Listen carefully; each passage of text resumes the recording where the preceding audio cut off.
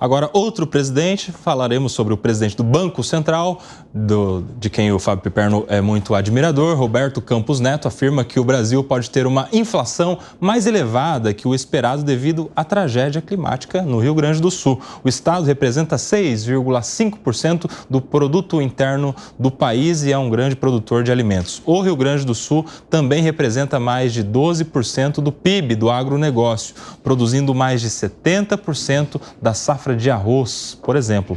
Campos Neto lembra que, apesar da safra já ter sido colhida, teve o problema do solo ser danificado e dos problemas de logística. Nós vamos conferir um trecho da fala do presidente do Banco Central. Talvez uma coisa que tenha chamado a atenção mais recente, conversando com os analistas, é que quem tem a inflação mais baixa para 2024 e 2025 tem um preço de alimentação relativamente comportado.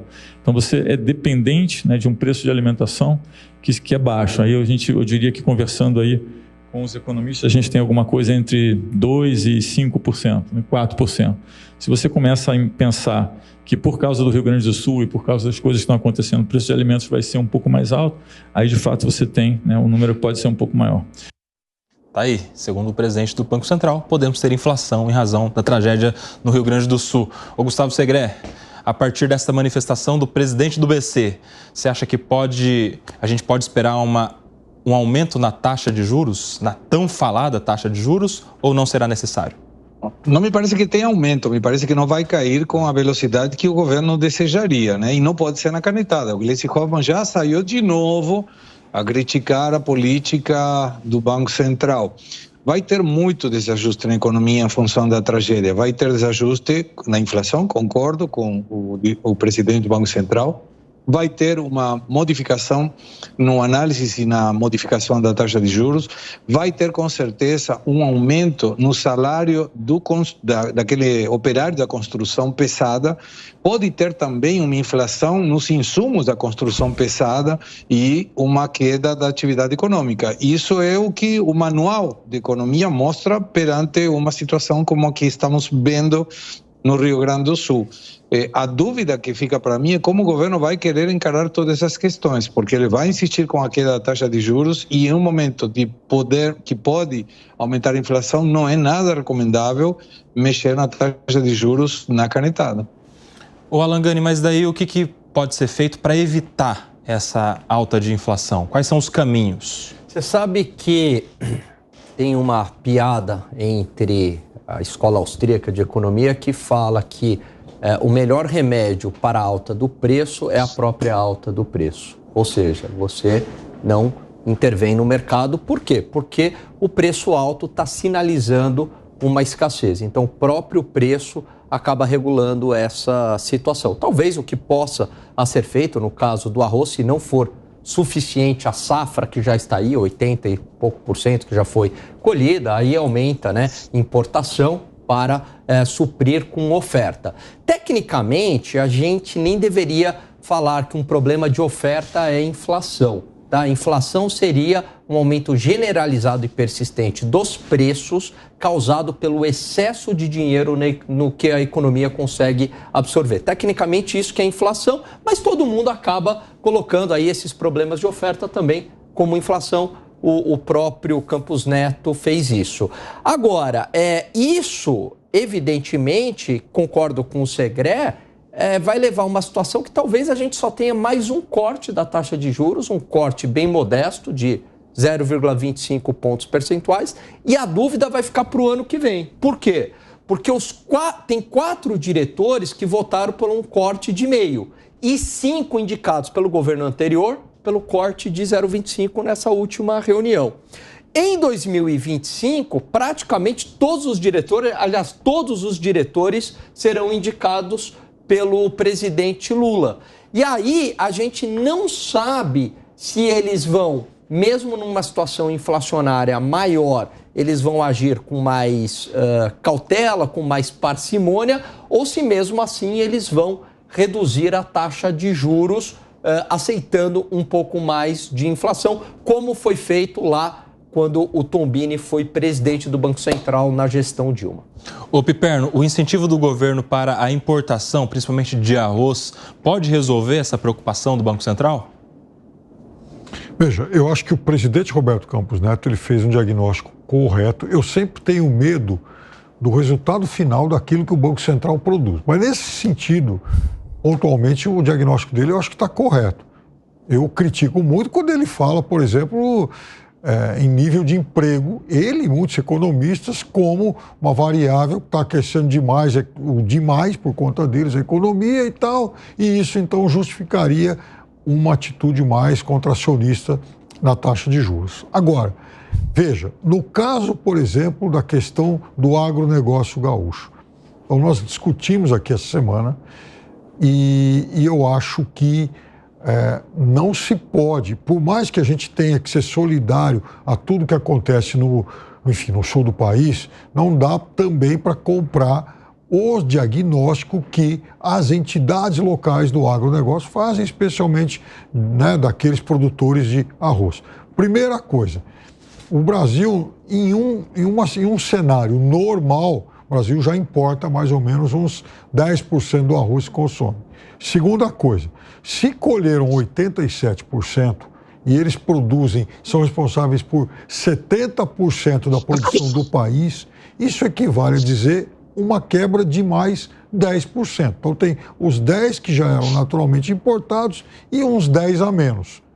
Só que desses 87%, e aí o Roberto Campos Neto está correto, você não sabe quanto realmente foi salvo, quanto foi danificado e como vai ser a estrutura logística para trazer isso para os centros de consumo.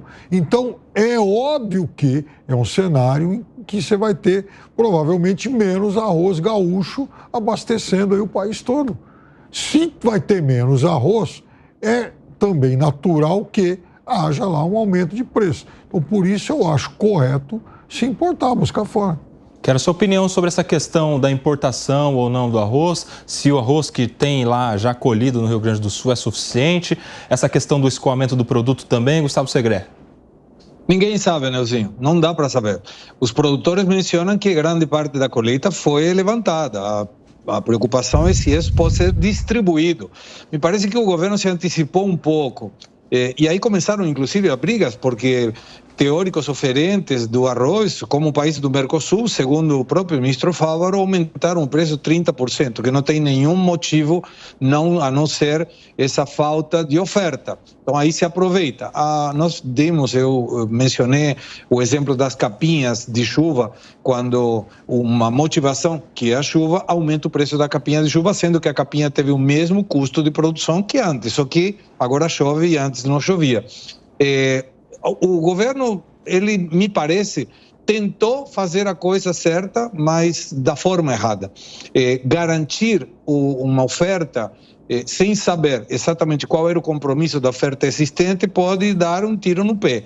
E aí gerar um problema, inclusive, para os próprios produtores. Por isso, me deu a sensação de que queimou a largada de novo e agora vai ser complicado até resolver. Porque em função dessa expectativa da importação, que ainda não se configurou como tal, do ponto de vista efetivo, a importação, o produto chegar a um mercado brasileiro, isso pode alterar as regras de mercado. E quando o governo entra e regulamenta um mercado tradicionalmente livre, dá problema, sempre. Perfeito. Não, absolutamente, Segré, concordo contigo. O teu exemplo da capa de chuva, ele é ótimo. E sabe qual é um grande problema, Koba? É que a economia, ela tem leis. Você tem a lei da oferta e da demanda. E muitas vezes, para quem não está acostumado, a gente olha para essas leis e acha que é uma questão moral. Então, por exemplo, teve um problema de oferta no Rio Grande do Sul, né, de vários itens, né, não só o arroz. Isso vai levar, sem sombra de dúvidas, pelas leis econômicas, menos oferta, o preço sobe. Muita gente que não está acostumado com a ciência econômica acha que isso é injusto. Só que a economia ela não está tratando se é injusto ou se é justo. É assim, a realidade se impõe. Os preços sobem porque o bem está escasso. Se o governo, na canetada, fala, opa, peraí, a gente vai controlar o preço, vamos proibir um aumento de preço, porque isso é abusivo, né? Olha como esse discurso soa bem, né? Parece que é humanitário. O que vai acontecer? Você vai tirar todos os incentivos daqueles produtores a produzir. E aí o que vai gerar? A escassez. Aí você não tem aumento do preço e começa a faltar o produto. Mas aí não teria limite, Gani? Não tem limite. Você não acha que em algum momento pode passar a ser abusivo? Lembra da água de R$90 no litoral? É claro, aqui? Mas isso é muito... E aí? Não, mas isso é muito pontual. O que acaba fazendo com que tenha algum tipo de teto? É justamente a concorrência. Mas se o bem está escasso, inevitavelmente, Koba, o preço vai ser alto, né? A escassez gera preço alto, né?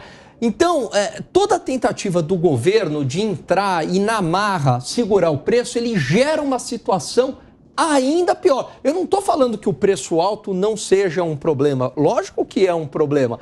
Mas tentar resolver preço alto na canetada, você gera um problema. O Brasil da década de 80 foi um exemplo disso. Se a gente tiver mais tempo, eu comento. Senão, passa para... Pode comentar. Pode? Brasil da década de 80. Olha a ideia dos gênios, né? Bom, a inflação é culpa desses empresários gananciosos que vivem aumentando o preço. O que fizeram? Congela tudo. Congela e dá aumento do salário mínimo. Então, artificialmente, da noite para o dia, o que você fez? Você potencializou a demanda, mas de maneira artificial. Não é que o salário subiu porque teve aumento de produtividade. Copiou da Argentina isso aí, do plano austral. Isso.